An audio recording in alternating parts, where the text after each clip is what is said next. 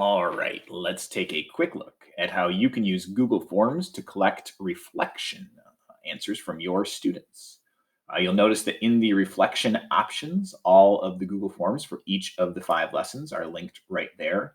They are also in each of the lessons at the bottom. The last step is always reflect on learning, and there's an option there for you to make a copy of a Google Form. So all you need to do is in either place, click on that, and it's going to give you the option to make your own copy so that the answers go right to you. So you're going to click Make a Copy, and that's going to give you edit access to the reflection survey. You can change these questions up, make them your own. You know your kids, you know your class best, so feel free to customize these. And then when you've got it just the way you want it, click on Send. And I always like to click on the link icon here so that I can get a URL link that I can copy to my clipboard, and then I can just email that out to my class, or I can send it through Google Classroom. And when students click on that, what they're going to see is something like this.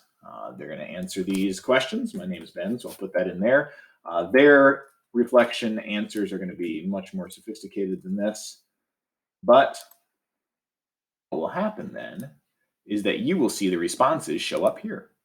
So you can look at each individual's responses, look at them in an individual way, or you can make a spreadsheet so you can collect them all in one spot that way.